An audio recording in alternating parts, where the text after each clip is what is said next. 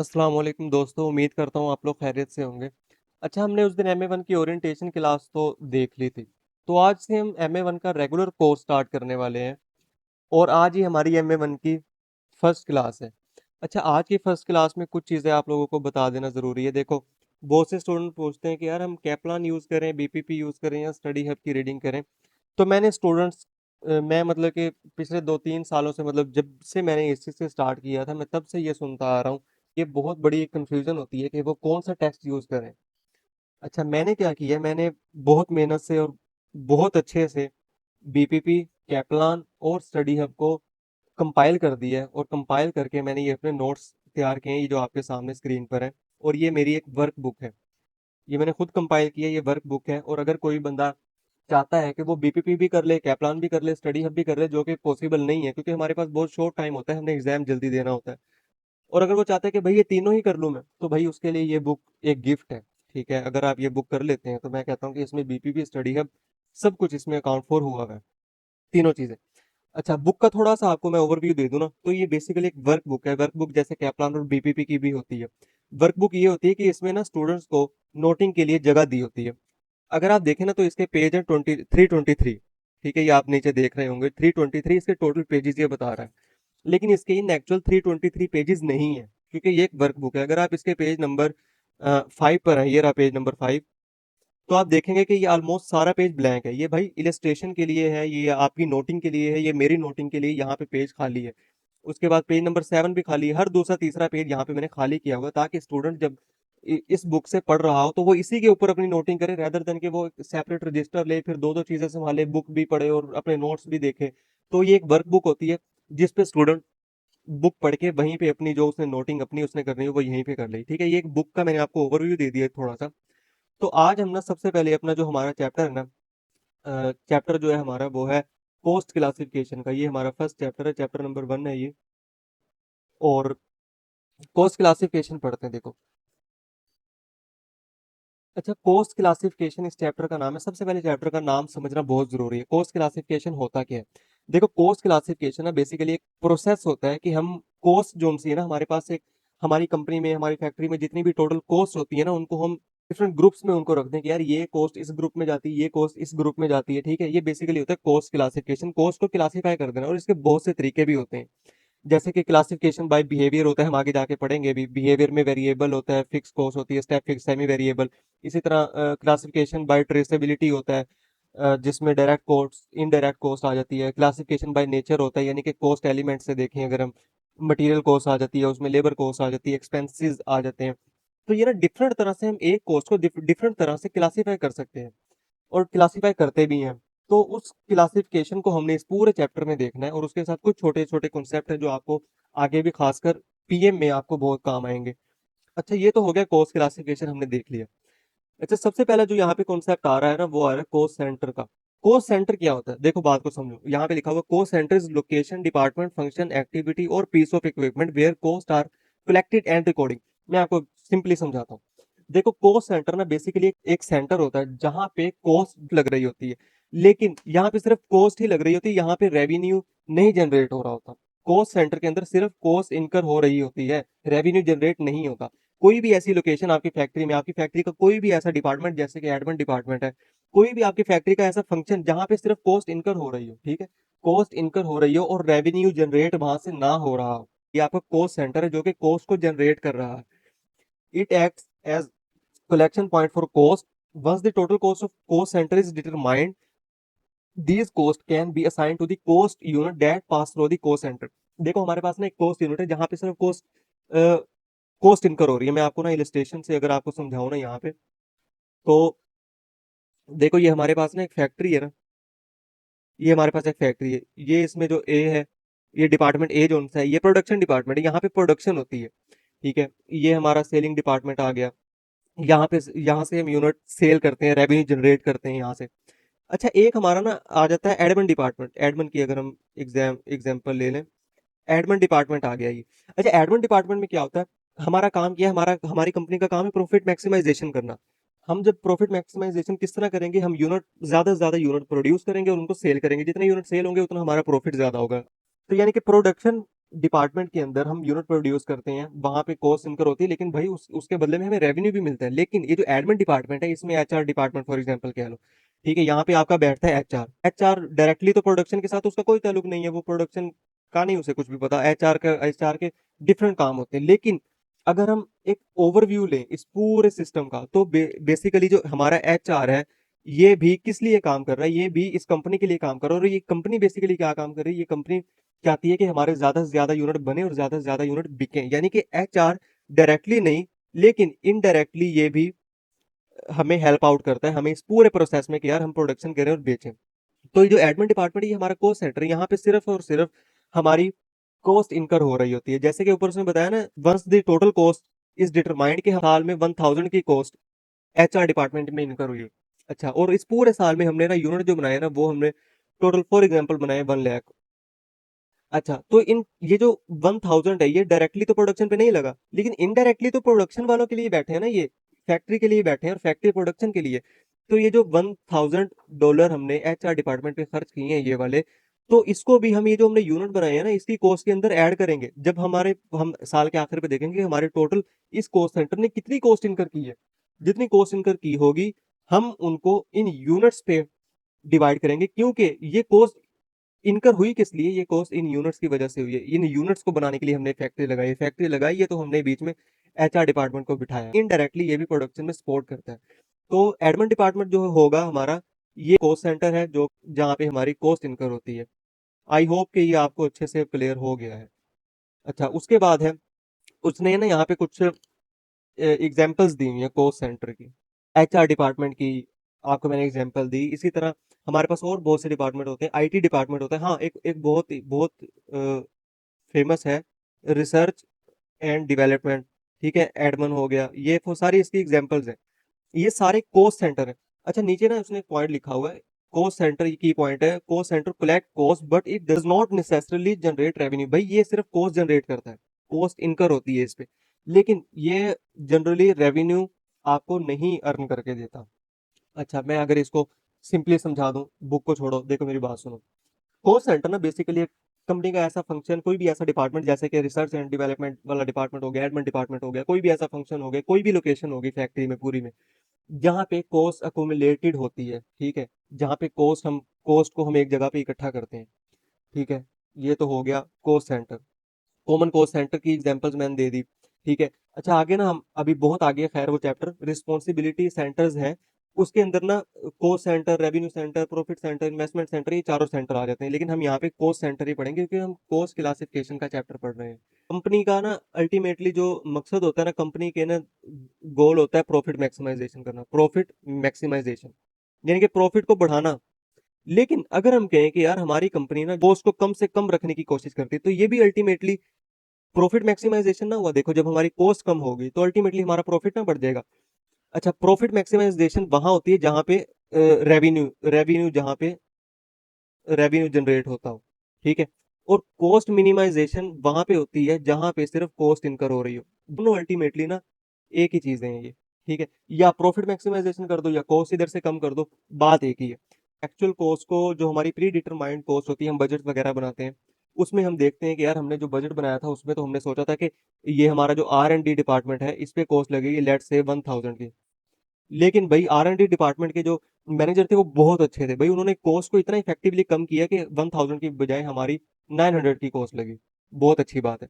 इसी तरह अगर कोई रेवेन्यू डिपार्टमेंट फॉर एग्जांपल हो, हमने सोचा हो कि ये रेवेन्यू डिपार्टमेंट है, हमने सोचा हो कि यार हमने प्रॉफिट अर्न करना है 1000 का, लेकिन रेवेन्यू डिपार्टमेंट वाले इतने अच्छे थे कि उन्होंने भाई 1000 का जो हमारा बजट था, उन्होंने 1100 जनरेट कर दिया। तो ये दोनों बातें अल्टीमेटली ये है कि या आप कॉस्ट कम कर दो, या आप प्रॉफिट मैक्सिमाइज कर दो। आई होप कि ये इतना आप लोगों को यहाँ पे क्लियर है। अच्छा, दूसरे नंबर पे ना एक आ जाता है कॉस्ट यूनिट। कॉस्ट यूनिट क्या होता है? Cost unit is a unit of product of और service for which cost is measured.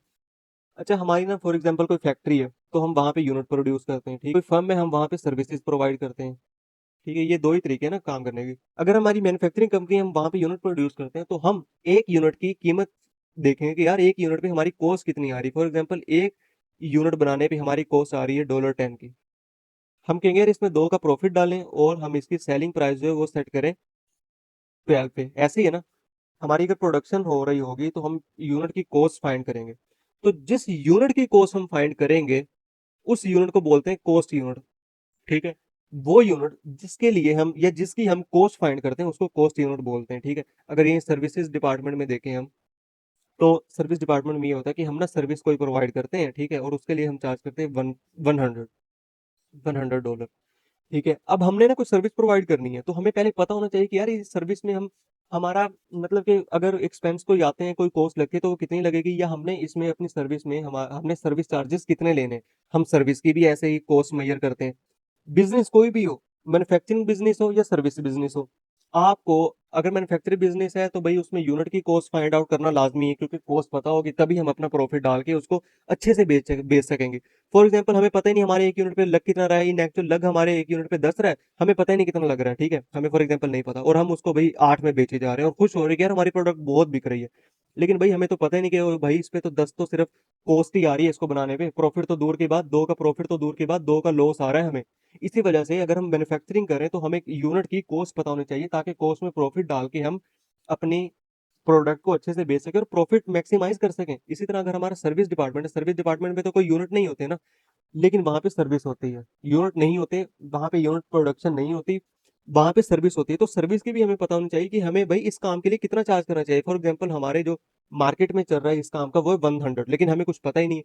हम भाई बड़े मजे से $50 ले रहे हैं और बहुत खुश हो रहे हैं कि यार लोग तो हमारे पास आते जा रहे हो। भाई नहीं, ये $100 का काम है, मार्केट में सब लोग $100 का कर रहे हैं। ये हमें पता होना चाहिए, हमें पता होना चाहिए कि एक सर्विस की, एक यूनिट की कॉस्ट हमें कितनी आ रही है।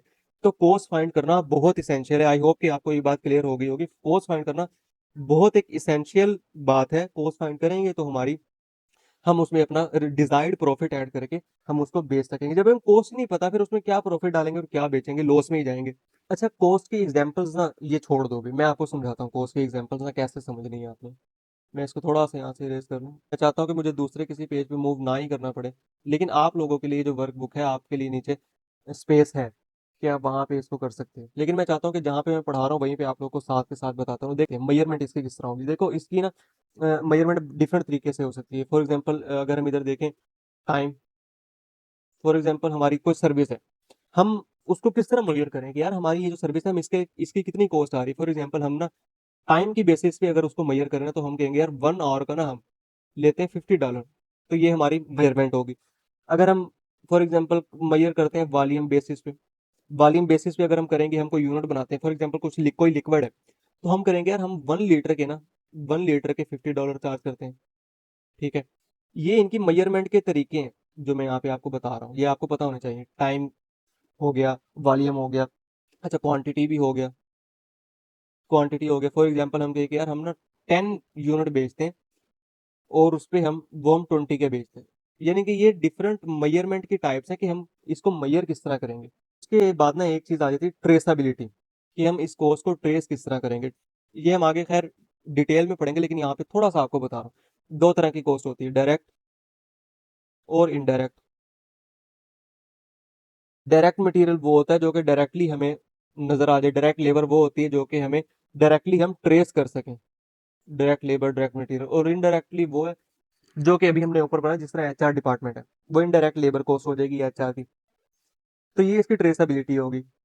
अच्छा, इसके बाद ना अगर हम देखें ना तो हमें यहाँ पे हम बात करेंगे, अभी इसका पर्पस भी हमें पता चल गया कि हम कोस्ट आखिर क्यों फाइंड करते हैं। पर्पस भी मैंने आप लोगों को बता दिया कि कोस्ट हम इस वजह से फाइंड करते हैं कि भाई ये हमें, अगर हम कोस्ट फाइंड करेंगे ना तो फिर ही हमें पता चलेगा कि भाई हमने इस पे इतनी कोस्ट है, ये फॉर एग्जाम्पल ठीक है $2 की कोस्ट है, ये हमने इस पे 3 का प्रॉफिट अर्न करना है, फिर ही हम सेलिंग प्राइस तक जा सकेंगे ना। सेलिंग प्राइस के लिए हमें कॉस्ट और प्रॉफिट पता होना चाहिए। प्रॉफिट तो हर वक्त हमारे जेहन में होता है कि यार हमने इस पे इतना प्रॉफिट कमाना है, लेकिन हमें कॉस्ट पता होगी तो कॉस्ट के अंदर हम ये ऐड करेंगे तो ये दो चीजें मिलकर हमारी सेलिंग प्राइस डिटरमाइन करेंगी। तो ये बेसिकली कॉस्ट फाइंड करने का एक पर्पज होता है। अच्छा, मैं ना ये आपको बहुत डिटेल में समझा रहा हूँ, बहुत डिटेल में, लेकिन मैं चाहता हूँ कि आप ये स्किप ना करो, क्योंकि अगर आपने यहाँ स्किप कर दिया ना तो हो सकता है कि MA1 तो आपका किसी ना किसी तरह पास हो जाए, लेकिन पीएम में ना आप ये बातें मेरी याद करोगे। पीएम वो पेपर है जो कि one of the most toughest paper है, बहुत टफ है। तो यहाँ पे मैं क्यों चाहता हूँ आप डीप जाओ, क्योंकि छोटा सा सिलेबस है, आपके पास 3 महीने का टाइम है और बिल्कुल छोटा सिलेबस है, तो आप यहाँ अच्छे से इसको कवर कर सकते हो। जब पीएम के लेवल पे पहुंच जाओगे तब आपके पास इतना टाइम नहीं होगा, इतना लेंथी सिलेबस होगा तो आपके लिए बहुत मुश्किल हो जाएगी। अच्छा, हम इसकी एग्जांपल्स देख लेते हैं। कॉस्ट का मैंने बताया, कॉस्ट यूनिट ना, अगर आप प्रोडक्शन कर रहे हैं वहां पे भी कॉस्ट यूनिट होगा, कोई ना कोई जो आप प्रोड्यूस कर रहे हैं, और सर्विसेज में भी होगा। यानी कि दोनों टाइप ऑफ इंडस्ट्रीज में ये होगा। दो टाइप है ना इंडस्ट्री की, एक है मैन्युफैक्चरिंग और एक है सर्विसेज। ठीक है, दो टाइप्स हैं इंडस्ट्री की। मैन्युफैक्चरिंग का भी मैंने आपको समझा दिया, ऊपर सर्विसेज का भी समझा दिया। तो अब एग्जांपल्स भी दोनों की दूंगा। देखो, अगर हमारे पास मैन्युफैक्चरिंग है ना, तो हम अगर कोई आइटम बना रहे हैं, कोई भी आइटम है, फॉर एग्जांपल कुछ भी है वो, ठीक है, तो हम पर आइटम की कॉस्ट चार्ज करेंगे कि यार एक एक आइटम पे हमारा जो खर्चा आ रहा है वो $5 का है। ठीक है, अगर हम कोई भी आइटम बना रहे हैं तो हम उस पे देखेंगे कि हमारा इस पे खर्चा कितना आ रहा है। ठीक है, फॉर एग्जांपल अगर हम बैचेस में प्रोडक्शन कर रहे हैं, बैचेस में प्रोडक्शन कर रहे हैं, फिर हम देखेंगे यार एक बैच पे हमारी जो कॉस्ट है वो $10 की आ रही है। अगर हम कर रहे हैं फॉर एग्जांपल कोई कोई भी चीज, लाइक हमारी कार बनाने की, कार मैन्युफैक्चरिंग की कंपनी है, हम कार बना रहे हैं, हमें पता होना चाहिए कि यार हमारी एक कार पे लेट से 10,000 कॉस्ट आ रही है। अच्छा, इसी तरह अगर हम फॉर एग्जांपल पेंट पेंट की हमारी फैक्ट्री है, ठीक है, हम पेंट बना रहे हैं, तो हमें पता होना चाहिए कि यार ये जो 1 लीटर हम जो बना रहे हैं ना, 1 लीटर का ये जो बॉक्स है हमारे पास, 1 लीटर का जो डब्बा है, इस पे हमारी कॉस्ट आ रही है 100 की। फिर हम उसमें अपना प्रॉफिट डालेंगे और फिर हम उस तरह से उसको सेल करेंगे। ठीक है, इसी तरह अगर सर्विसेज की हम बात करें, तो सर्विस क्या होता है, फॉर एग्जांपल हमारे पास कोई हॉस्पिटल है, हमारा प्राइवेट हॉस्पिटल है, ठीक है, तो हम देखेंगे कि एक रात में पेशेंट पेशेंट पर नाइट हमें हमें कितनी कॉस्ट आ रही है। अगर हम एक रात एक पेशेंट को रखें तो हमें, क्योंकि एसी चल रहा है या जो भी हमारे हमने नर्सेज रखी हुई है, हमारा पूरा स्टाफ है, तो हमारी फॉर एग्जांपल कॉस्ट आ रही है हमें। ये सर्विस तो ये है ना, ये तो मैन्युफैक्चरिंग थी सारी। सर्विस में हम देखें कि यार अच्छा, हमारी एक रात पे एक पेशेंट पे खर्चा आ रहा है लेट से 500 का। ठीक है, जब हमें पता होगा कि यार हमारा इतना खर्चा आ रहा है, फिर हम उसमें अपना प्रॉफिट डालेंगे। ये खर्चे पूरे करके फिर वो जो बचेगा वो हमारा प्रॉफिट होगा। इसी तरह फॉर एग्जांपल अगर हम देखेंगे कि मेरा कोई बिजनेस है, मैं सर्विसेज प्रोवाइड करता हूँ और मैं कंसल्टिंग देता हूँ। आप लोगों को पता होगा कंसल्टेंट क्या होता है। कंसल्टेंसी प्रोवाइड करूंगा, तो मैं, मेरे ख्याल में जितनी मेरी एक्सपर्टीज है, मुझे 100 चार्ज करना चाहिए। तो इस तरह से हम सर्विस डिपार्टमेंट की कॉस्ट फाइंड करेंगे, इस तरह से मटेरियल, यानी कि इंडस्ट्री कोई भी हो, मैन्युफैक्चरिंग हो या सर्विस हो, हमें, हम जो भी मैन्युफैक्चरिंग कर रहे हैं या जो भी हम सर्विस प्रोवाइड कर रहे हैं, हमें उसकी कॉस्ट पता होना चाहिए। एक यूनिट की कॉस्ट पता होगी तो हमें पता होगा कि भाई हमें इस प्रोडक्शन में कितना खर्चा आ रहा है। जब हमें खर्चा पता होगा फिर हम उस खर्चे को निकालने की बातें करेंगे। यार लेट से पूरे साल में हमारा 1 लाख खर्चा आया, तो इसमें हमने 20,000 प्रॉफिट अर्न करना है, डॉलर्स में है ये, यानी कि 120,000 हमने रेवेन्यू अर्न करना है। तो इस वजह से भाई जो ये जो कॉस्ट यूनिट है, एक यूनिट की कॉस्ट फाइंड करना, ये बहुत इंपॉर्टेंट है। उसके बाद हमारे पास आ जाता है कंसेप्ट कॉस्ट क्लासिफिकेशन का। कॉस्ट क्लासिफिकेशन क्या होता है, कॉस्ट क्लासिफिकेशन देख लेते हैं। Cost classification mean grouping cost into logical categories so that they can be use effectively by management. सबसे ऊपर चैप्टर का नाम भी कॉस्ट क्लासिफिकेशन है, ये देखो, चैप्टर का नाम भी कॉस्ट क्लासिफिकेशन है, तब भी मैंने आपको थोड़ा सा इसका एक ओवरव्यू दे दिया था। कॉस्ट क्लासिफिकेशन क्या होता है मैं दोबारा बता देता हूँ। कॉस्ट को हमने क्लासीफाई करना है, कॉस्ट को हमने क्लासीफाई करना है। क्लासीफाई किस तरह से करना है, डिफरेंट तरीके हो सकते हैं जिन पे हम उसको क्लासीफाई करें। For example by nature classify करना है हमने उसको, ठीक है, फॉर एग्जांपल बाय बिहेवियर करना है हमने उसको, बाय बिहेवियर है, बाय फंक्शन है, और बाय ट्रेसेबिलिटी है, जो कि अभी हमने ऊपर थोड़ा सा पढ़ा भी, डायरेक्ट इनडायरेक्ट कॉस्ट। अच्छा, कॉस्ट को ना क्लासीफाई करना है, ये मैंने आपको डिफरेंट मेथड बता दिए इनमें। ठीक है, अच्छा, ये वो ऊपर कह रहा है कि ग्रुप बनाने कोर्स के ना, ताकि they can be use effectively by management. यहाँ पे वो नीचे बता रहा है कि main objective to identify the cost incurred in producing a unit. हमें ना एक यूनिट को बनाने के अंदर जो हमें, एक यूनिट को बनाने के अंदर हमारी कॉस्ट इनकर हो रही है, वो कॉस्ट आइडेंटिफाई करना हमारा बेसिकली एक मेन ऑब्जेक्टिव होता है। कॉस्ट क्यों फाइंड करनी है ये भी देख लेते हैं। अच्छा देखो, मैनेजमेंट अकाउंटेंट के ना डिफरेंट काम होते हैं। पिछले 10-15 मिनट से मैं बता रहा हूँ कि भाई हमने ना प्राइस सेट करनी होती है, एक इसका रीजन ये होता है। अच्छा, उसके बाद ना हमने देखना होता है डिसीजन मेकिंग करनी थी, मैं अभी आपको ना समझाऊंगा अभी। और हमने कोर्स को क्लासीफाई क्यों करना होता है, हमें भाई हमने फ्यूचर का प्लान करना होता है। सब अभी समझाता हूँ, अभी लिख लूँ मैं आप लोगों को बता दूँ, ताकि आप लोग भी कहीं नोट कर रहे हैं तो साथ साथ नोट करते रहे। हमें भाई कंट्रोल करना होता है, क्या कंट्रोल करना होता है अभी बता देता हूँ। और हमने रिपोर्ट करना होता है, ये 5 चीजें। अच्छा, सेटिंग ए सेलिंग प्राइस। अभी मैं आपको बता चुका हूँ, दोबारा बता देता हूँ कि हमने प्राइस क्यों सेट करनी होती है, ताकि जो हमारी प्राइस है, फॉर एग्जांपल 1 यूनिट पे $5 आ रही है, उसको हम कवर किस तरह से करेंगे। अभी ये तो हमारी कॉस्ट आ गई, इसके अंदर अभी हमने प्रॉफिट कमाना है, ये कंपनी बनाई प्रॉफिट के लिए, तो हमें कितना प्रॉफिट कमाना है 2 का, तो हम 7 में बेच देंगे ये। तो हमें जब तक कॉस्ट नहीं पता होगी कितनी आ रही है, तो हम किस में अपना प्रॉफिट इनकर करेंगे कि हमारी ये आए, सेलिंग प्राइस है। तो भाई सेटिंग ए प्राइस, प्राइस सेट करने के लिए कॉस्ट क्लासिफिकेशन बहुत जरूरी है। उसके बाद दूसरे नंबर पे वो कह रहा है कि डिसीजन मेकिंग। अच्छा, डिसीजन मेकिंग का सुनो। फॉर एग्जाम्पल, अगर कंपनी 2 प्रोडक्ट बेच रही है, कंपनी ना, मैं यहाँ पे नीचे वर्कबुक पे चला जाता हूँ। कंपनी के ना 2 प्रोडक्ट्स हैं, प्रोडक्ट ए है, प्रोडक्ट बी है। हमारी एक कंपनी है एबीसी लिमिटेड, एबीसी लिमिटेड हमारी कंपनी है। हम ना 2 प्रोडक्ट बनाते हैं, प्रोडक्ट ए, प्रोडक्ट बी। अच्छा, डिसीजन मेकिंग क्या होता है, हमने ना डिसाइड करना है कि यार क्या ये दोनों प्रॉफिटेबल है। अगर है तो ठीक है, अगर नहीं है तो भाई, फॉर एग्जांपल ए हमें बहुत प्रॉफिट दे रही है और बी हमें लॉस दे रही है, तो हम बी को बंद कर दें। ये हमने डिसीजन लेना होता है, और ये हम तभी ले सकते हैं जब हमें कॉस्ट का पता होगा। फॉर एग्जांपल, हमें ए की कॉस्ट, हम ए पे कॉस्ट लगती है $4 की, और इसमें हम प्रॉफिट अर्न करते हैं $6 का, और भाई ये $10 में आराम से बिक जाती है। जबकि बी पे कॉस्ट लगती है $8 की, और प्रॉफिट सिर्फ आता है $1 का, यानी कि $9, और $9 में भी बहुत कम आवाम लेती है। अच्छा, ये इस रिजल्ट तक आने के लिए सबसे पहले हमें क्या चाहिए, हमें देखो यहाँ पे कॉस्ट चाहिए होती है। हमें कॉस्ट पता होगी, फिर ही हम अपना प्रॉफिट डालेंगे। हमें पता होगा कि इतने का बिकेगा, फिर हम देखेंगे कि 10 में बिकती है कि नहीं। हाँ भी बहुत अच्छी बिकती है, प्रॉफिट भी बहुत है, कॉस्ट से ज्यादा प्रॉफिट कमा रहे हैं और बिकती भी बहुत है, तो भाई ए को तो हम स्टॉप बंद नहीं करेंगे। ये डिसीजन मेकिंग होती है। हमने डिसाइड कर लिया, हमने डिसीजन ले लिया कि ए को हमने नहीं रोकना, लेकिन हम जब बी को देखेंगे, यार बी पे तो हम प्रॉफिट भी $1 का कमाते हैं, फिर भी यार इतनी इसमें मार्केटिंग करनी पड़ती है, इतना मतलब कि ख्वार होना पड़ता है, फिर भी जाके $9 की भी कोई नहीं लेता, तो क्यों ना इसको बंद कर दें, इसको हम बंद कर दें। तो हम इसको बंद कर देते हैं। ये होती है डिसीजन मेकिंग, और ये तभी पॉसिबल है जब हमें कोर्स का पता होगा। कोर्स का पता होगा तो हम भाई इस रिजल्ट तक आएंगे, इस सारे रिजल्ट तक हम तब आएंगे जब हमें कोर्स का पता होगा। इस वजह से डिसीजन मेकिंग के लिए कोर्स का पता होना भी बहुत जरूरी है। तीसरा पॉइंट यहाँ पे है फ्यूचर प्लानिंग का, कि हमने क्या फ्यूचर प्लान करना है। फ्यूचर प्लानिंग में ये होती है, फ्यूचर की एक्टिविटीज हमने देखनी। फॉर एग्जाम्पल, हमारी एबीसी लिमिटेड है, हम ना कोई प्रोडक्ट बनाते हैं, और उस पे ना फॉर एग्जांपल कुछ भी कह लो आप, कोई हम ना कुछ खाने पीने के कोई बिस्किट बनाते हैं। अच्छा, उस पे ना क्या लगता है, फ्लोर। एग्जांपल है, फ्लोर, आटा लगता है इस पे, ठीक है।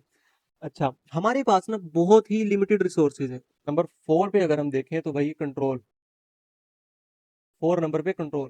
कंट्रोल हमने क्या चीज करनी होती है, बताता हूँ। देखो, कंट्रोल ना बेसिकली होता है कि आपके पास जो रिसोर्सेज है ना, जिस तरह अभी हमने बात की कि लिमिटेड रिसोर्सेज है, और जो हमारी कॉस्ट ऑफ प्रोडक्शन होती है, हमने बेसिकली इनको कंट्रोल करना होता है। हमें प्रोडक्शन की कॉस्ट किस तरह से पता चलेगी, हमें प्रोडक्शन की कॉस्ट क्यों हमें चाहिए, हमें जब प्रोडक्शन की कॉस्ट पता होगी ना, फॉर एग्जांपल ए और बी है, ए पे लग रही है $5 और बी पे लग रही है $7, हमें ना इनकी कॉस्ट, जब ये कॉस्ट पता होगी कि इस पे 5 लग रही है, इस पे 7, फिर ही हम कॉस्ट को कंट्रोल कर सकेंगे ना। हम कहेंगे यार इस पे 7 क्यों लग रही है, आखिर हम इसको कहाँ पे कम कर सकते हैं।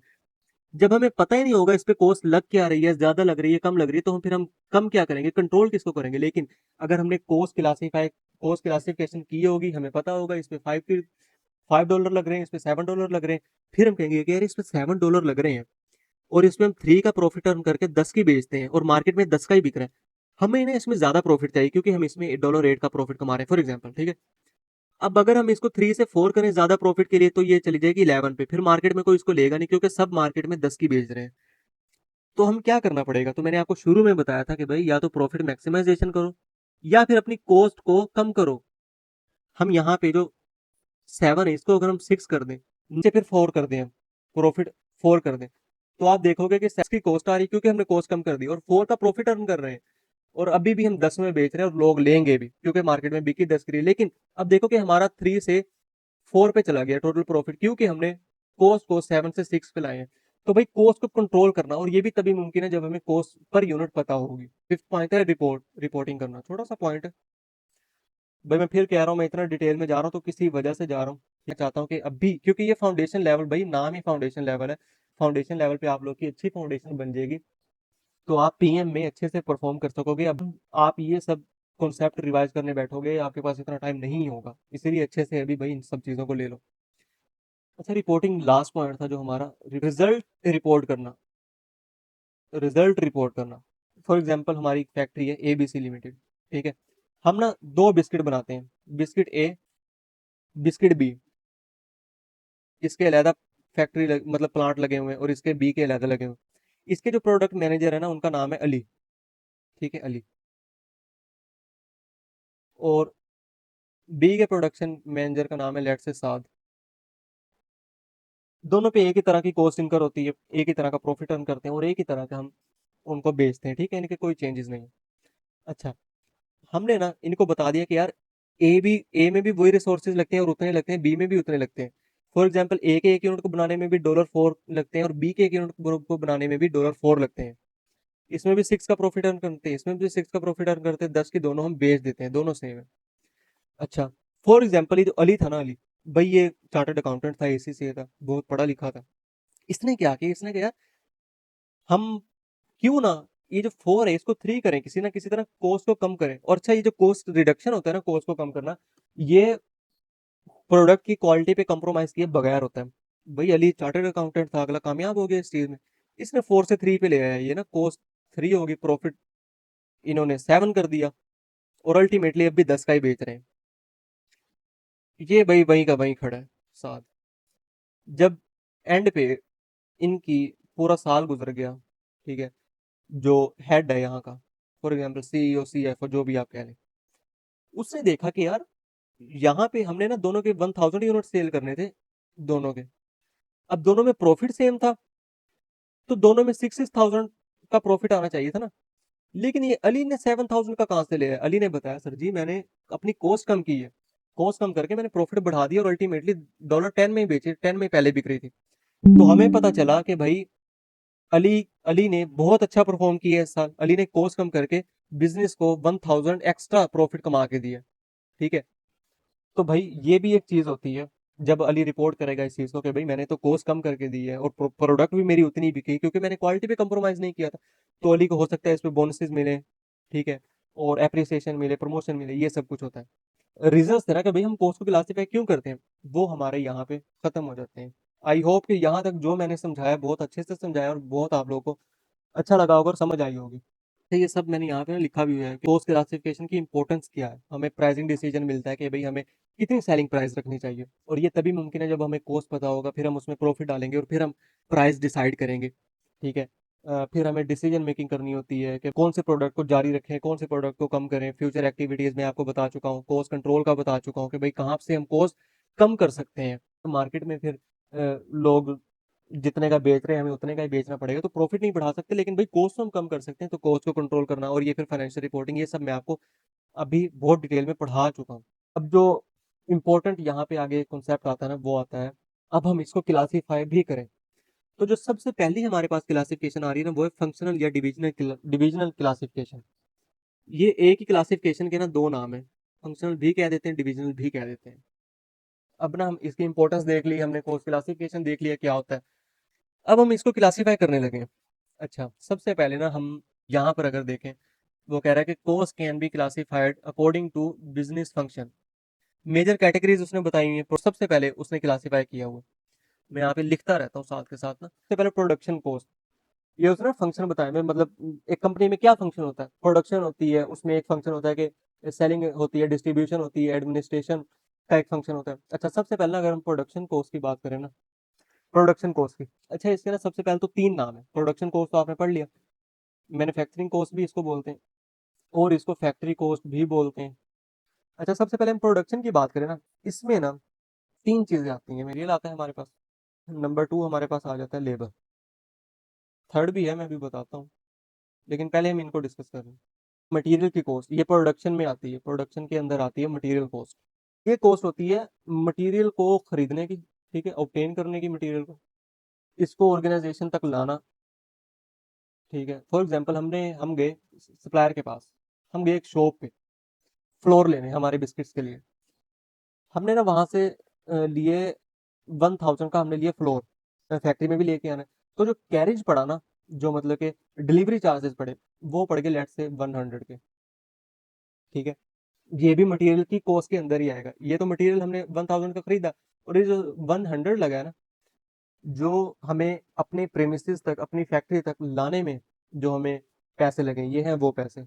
एक सेकंड में अभी लेबर को यहाँ से ना रिमूव कर रहा हूँ ताकि हमें ठीक जगह मिल जाए। तो ये तो है इसकी परचेज प्राइस कि हमने इतने में परचेज किया, और ये जो है ये है इसकी कैरिज। ये दोनों मिलके टोटल बन गई 1100 की। तो हम जो टोटल हमारा मटेरियल हम रिकॉर्ड करेंगे ना वो 1100 पे करेंगे। यानी कि हमने ये नहीं देखना कि मटेरियल को कितनी कॉस्ट आई हमारी, 1000 का हमने मटेरियल लिया, नहीं भाई नहीं, 1000 का तो लिया, लेकिन उस मटेरियल को जब हम अपनी फैक्ट्री में लाए, ये हमारी फैक्ट्री है, हम यहाँ पे लाए तो हमें 100 एक्स्ट्रा भी पे करने पड़े जो कि हमसे कैरिज वाले ने लिए। तो हमें यानी कि टोटल ये मटेरियल पड़ा, वैसे तो हमने 100 पर केजी लिया वहां से, लेकिन आप ये भी देखो ना कि $10 पर केजी इसमें कैरेज भी पड़ा, यानी कि 1 केजी 1 केजी की 110 पर केजी हमारे पास प्राइस आ गई। ये है मटेरियल की कॉस्ट। ठीक है, इसके बाद ना ये डिटेल में सब पढ़ेंगे आगे। मैं इसको रिमूव कर रहा हूँ, फिर लेबर की कॉस्ट पे जाते हैं। अच्छा, अब हमारे पास ना सेकंड नंबर पर आ जाता है लेबर कॉस्ट। अच्छा, लेबर कॉस्ट में ना हमारे पास आ जाती है वेजेस एंड सैलरीज, और इसके अलावा एम्प्लॉयमेंट कॉस्ट हो सकती है, बहुत सी हो सकती है। तो ये जो हमारी टोटल कॉस्ट है ना, फॉर एग्जांपल हमारे हमारे पास ना 100 हमारे पास लेबर है, ठीक है, और एक लेबर को हम देते हैं 1000, ये इनका रेट है। तो हमारे पास टोटल लेबर रेट कितना आ जाएगा, ये हमारे पास आ जाएगा 1 लाख। ये जो हमारी कॉस्ट है ये लेबर की कॉस्ट है। यहीं पे अगर हम बात कर लें, जो थर्ड प्रोडक्शन में एक तीसरी चीज भी होती है, ओवरहेड्स। प्रोडक्शन ओवरहेड्स भी इन्हें बोलते हैं, ओवरहेड्स कह लो या प्रोडक्शन ओवरहेड्स भी इन्हें बोलते हैं। ये तीन, देखो, हमने मटेरियल को क्लासिफाई किया by function, by function classify किया, जिसमें प्रोडक्शन कॉस्ट आई, सेलिंग एंड डिस्ट्रीब्यूशन कॉस्ट आई, एडमिनिस्ट्रेशन कॉस्ट आई, फाइनेंस कॉस्ट आई, और रिसर्च कॉस्ट आई। 5 तरह की कॉस्ट आई। अभी हम सिर्फ प्रोडक्शन कॉस्ट को डिस्कस कर रहे हैं, उसके अंदर हमने लेबर पढ़ा, मटेरियल पढ़ा, अब हम ओवरहेड्स पढ़ रहे हैं। ओवरहेड्स क्या होते हैं? देखो, मटेरियल भी आ गया, लेबर भी आ गई जो कि मटेरियल पे वर्क करेगी, लेकिन क्या मटेरियल और लेबर से हमारी प्रोडक्ट तैयार हो जाएगी? नहीं भाई, कभी भी नहीं। हमें अपनी फैक्ट्री के लिए, फैक्ट्री अगर हमारी रेंट पे है तो हमें फैक्ट्री का रेंट चाहिए, रेंट की कॉस्ट है हमें, लेट से 1000 हमारा रेंट है, ये कॉस्ट भी डालेंगे। हम सिर्फ मटेरियल और लेबर की नहीं डालेंगे, क्योंकि मटेरियल और लेबर से ही नहीं प्रोडक्शन होती। प्रोडक्शन में भाई हमारी जो फैक्ट्री है जहाँ पे हम प्रोडक्शन करते हैं वहां पे रेंट है हमारा, ठीक है। उसके उसके बाद हमारी इलेक्ट्रिसिटी है, हाँ बिल है, इलेक्ट्रिसिटी बिल है, ठीक है। 10,000 इलेक्ट्रिसिटी बिल आ गए। बिल क्यों आ रहे हैं? प्रोडक्शन हो रही तो मशीनें चल रही हैं तो बिल आ रहे हैं, और ये भी भाई इसी की कॉस्ट में डालेंगे। सिर्फ मटेरियल और लेबर ही नहीं सब कुछ होता, ओवरहेड्स भी एक चीज होती है जिनमें हमने रेंट डाल दिया, बिल डाल दिए। अगर हमारी कोई ऐसी फैक्ट्री है जहाँ पे गैस हमें चाहिए हो तो गैस की कॉस्ट भाई फॉर एग्जाम्पल 1000 की है, ठीक है। इसी तरह और कुछ कॉस्ट होती हैं, अदर्स बहुत सी होती है, मैंने आपको 3 एग्जांपल दिए। तो भाई ये सब कुछ जो होता है ना, ये सारे ओवरहेड्स होते हैं। तो ये प्रोडक्शन में 3 चीजें होती हैं, मटेरियल, लेबर, ओवरहेड, और ये तीनों कॉस्ट जब हम मिलाते हैं ना तो फिर हमारे पास आती है full production cost. I hope कि ये आपको क्लियर है। अच्छा, प्रोडक्शन कॉस्ट तो क्लियर होगी, इसमें 3 तरह की कॉस्ट आती है। अब ना कॉस्ट है सेलिंग एंड डिस्ट्रीब्यूशन कॉस्ट, ये बेसिकली दो है, सेलिंग और डिस्ट्रीब्यूशन। इसको देख लेते हैं कि ये क्या होता है। देखो, कोई भी ऐसी कॉस्ट, प्रोडक्शन तो कर ली, ठीक है, प्रोडक्शन होगी हमारी 1000 यूनिट की, जिन पे हमारी टोटल कॉस्ट जो कि अभी तक आई है, जो कि प्रोडक्शन में आई है, जिसमें मटेरियल, लेबर, ओवरहेड सब मिला के 1 लाख आई है फॉर एग्जाम्पल।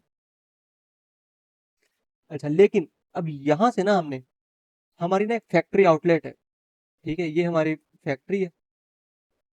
इससे 100 किलोमीटर बाद ना हमारी यहाँ पे एक सिटी है, यहाँ पे ना हमारी आउटलेट आती है जहाँ पे हम अपना प्रोडक्ट भेजते हैं, और यहाँ पे फिर हम उसको सेल करते हैं। अच्छा, अब तक कॉस्ट आ गई है इसको प्रोडक्शन, इसकी प्रोडक्शन में इतनी 1 लाख। अच्छा, फैक्ट्री से जब हम अपने आउटलेट में लेके जाएंगे ना, ठीक है, क्योंकि यही वो पॉइंट है जहां पे हम इसको सेल कर सकेंगे।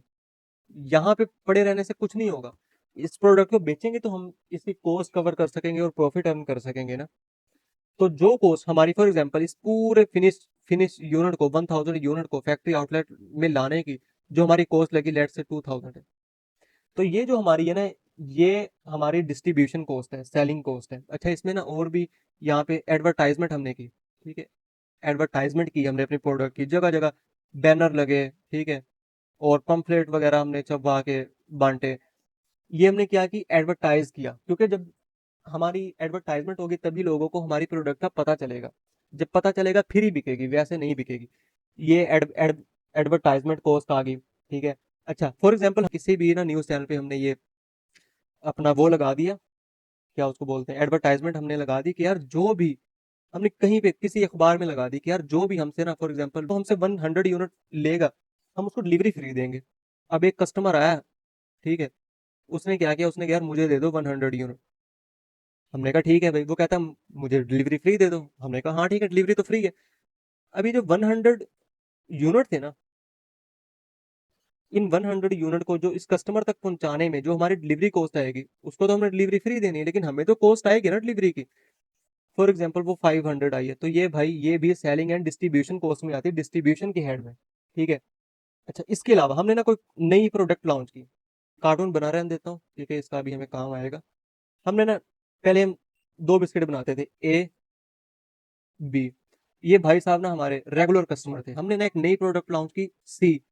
अच्छा, ये सी बिस्किट जो सा था ना, ये था नॉन शुगर ना, ठीक है, शुगर पेशेंट के लिए कह लो, क्या उसको जीरो जीरो डाइट जिसको बोलते हैं। तो ये ना सी शुगर, हमने ना सी बिस्किट हमने ना नया निकाला, ब्रांड, सॉरी, बिस्किट। ये हमारा कस्टमर था, कहने लगा यार अच्छा दिखा दो, मैं चेक करता हूँ, अगर सेल होती है तो फिर मैं ऑर्डर दूंगा। मैंने क्या किया, मैंने इसके 100 यूनिट अपनी फैक्ट्री में प्रोड्यूस किए, और 100 यूनिट ना इसको भिजवा दिए। यार ये ले, तो सैंपल ले, ये होते हैं फ्री सैंपल। जब हम न्यू प्रोडक्ट लॉन्च करते हैं तो हमें फ्री सैंपल्स देने पड़ते हैं लोगों को। जब हम फ्री सैंपल्स देते हैं, फिर वो भाई सैंपल्स से ही वो डिसाइड करते हैं कि यार ये प्रोडक्ट अच्छी है या नहीं, हमें खरीदनी है या नहीं। तो ये जो सैंपल्स पे कॉस्ट आती है ना, ये भी भाई सेलिंग एंड डिस्ट्रीब्यूशन कॉस्ट ही होती है। तो तीन तरह की कॉस्ट मैंने बता दी, फ्री डिलीवरी की बता दी, फ्री सैंपल्स की बता दी, एडवर्टाइजमेंट की बता दी। ये सब डिस्ट्रीब्यूशन और सेलिंग कॉस्ट में आती है, और ये वो कॉस्ट है जो हमें इस प्रोडक्ट को बेचने के लिए, जो हमें कह लो कि पापड़ बेलने पड़ते हैं, ये सारी वो कॉस्ट है, तीनों की तीनों, ठीक है। आई होप कि ये आपको सेलिंग एंड डिस्ट्रीब्यूशन कॉस्ट समझ आ गया होगा, बहुत अच्छे से कवर कर ही देते हैं सारे को। छोटे से कॉन्सेप्ट हैं, आज ही कवर हो जाएंगे। अच्छा, एडमिनिस्ट्रेशन कोर्स की अगर हम बात करें ना, देखो, एडमिनिस्ट्रेशन कोर्स मैंने आपको पहले ही बताई, जैसे कि एचआर डिपार्टमेंट है, वो भाई कोर्स में डायरेक्टली इन्वॉल्व नहीं है, इनडायरेक्टली इन्वॉल्व है। एचआर डिपार्टमेंट है हमारी फैक्ट्री में। अब कोई फैक्ट्री हमने लगाई, सिर्फ उसमें प्रोडक्शन डिपार्टमेंट बनाने से कुछ नहीं होगा। तो सिर्फ प्रोडक्शन डिपार्टमेंट से काम नहीं होने वाला, हमें एक डिपार्टमेंट बनाना पड़ता है, एचआर डिपार्टमेंट, ह्यूमन रिसोर्स, जो कि लेबर हायर करेगा, जो कि मतलब कि एम्प्लॉयज हायर करेगा। एक हम डिपार्टमेंट बनाएंगे अकाउंटेंट का, अकाउंटिंग डिपार्टमेंट, अकाउंटेंट्स वगैरह जहाँ पे बैठेंगे। अच्छा, हमारी भाई बहुत बड़ी कंपनी है, हमारे बिस्किट इंटरनेशनली वर्ल्ड वाइड जाते हैं। तो हमारा अपना एक इंटरनली ऑडिट डिपार्टमेंट भी होगा, जो कि हमारा इंटरनल ऑडिट किया करेगा, ठीक है। फिर उसके बाद हमारे पास कह लो कि एक जनरल मैनेजर होगा, जो कि इस पूरे प्रोसेस को ओवरसी किया करेगा। ये भी इनडायरेक्ट है, ये भी इनडायरेक्ट है, ये भी इनडायरेक्ट है, ये भी इनडायरेक्ट है। डायरेक्ट कॉस्ट प्रोडक्शन पे सिर्फ यही लग रही है। ये सारे एडमिन एडमिन डिपार्टमेंट है। एचआर की कॉस्ट, एडमिनिस्ट्रेशन की कॉस्ट, जो हम ऑडिटर्स को सैलरी देंगे वो कॉस्ट, जनरल मैनेजर की कॉस्ट। अच्छा, तो ये सारी जो कॉस्ट होती है ना, ये एडमिन कॉस्ट होती है हमारी, ठीक है। ये इनडायरेक्टली हमें निकालनी कहाँ से होती है, क्योंकि हमारा काम ही एक है बिस्किट बेचना। तो बिस्किट में से ए बिस्किट, बी बिस्किट, सी बिस्किट के यूनिट में इनकी कॉस्ट भी हम ऐड कर देंगे, उनके प्रोडक्शन से हटके।